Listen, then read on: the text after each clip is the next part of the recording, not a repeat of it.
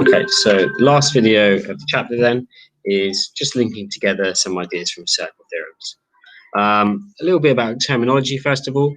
So if we wanted to say a triangle is just inside a circle, like this situation, we might say the triangle inscribes circle.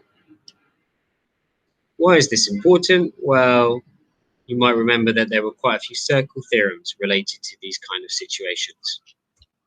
You could also describe it the other way around. So if you want to say the circle goes around the triangle, circle circumscribes the triangle. So a couple of questions here.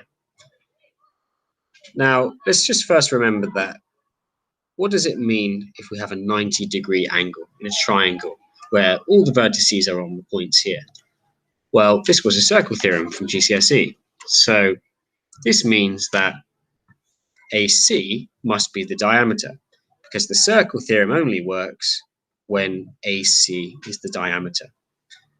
Often we will need to work backwards perhaps to go from showing that we have a 90-degree angle to then saying AC is the diameter. We could use that to find like the midpoint and then the equation of the circle and things like we did earlier in the chapter. What else is true if AC is the diameter of the circle? Well, we know the angles in a semicircle idea. We've talked about that before. But we could also talk about these lines being perpendicular to each other. So, for example, the gradient from AB multiplied by BC will be equal to -1. This is the negative reciprocal idea. Or another thing we could do is we could actually use Pythagoras.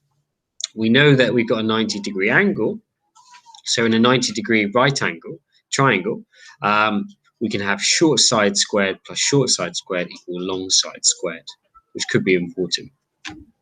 The final idea that we can also use is using more than one perpendicular bisector. If you find the bisector of this chord here, well, we said already in the last lesson, this goes through the center of a circle. If you did another bisector, say this bisector here, that also goes through the circle.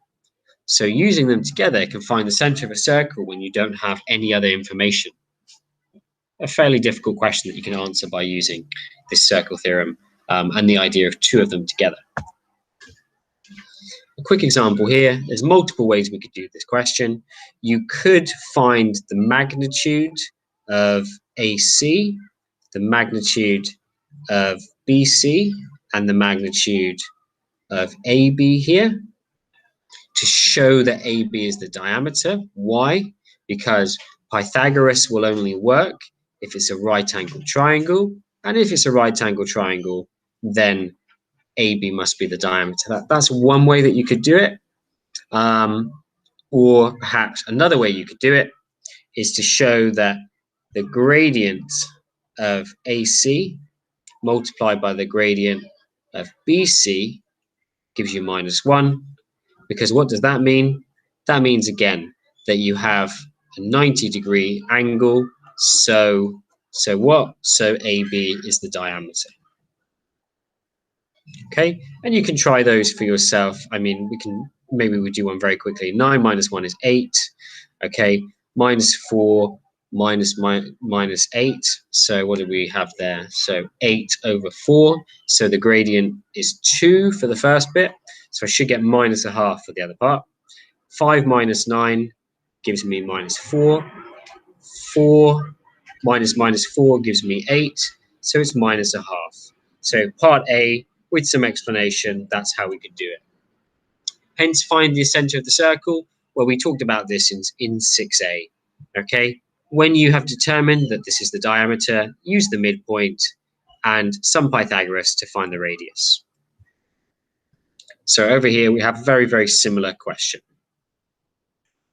-2 and 8, 7 and 7, -3, -1. You could do a very, very quick sort of rudimentary sketch and apply the ideas. Show that it has a right angle. Again, you could show that two of the lines have perpendicular gradients to each other, which would suggest that you had a right angle triangle.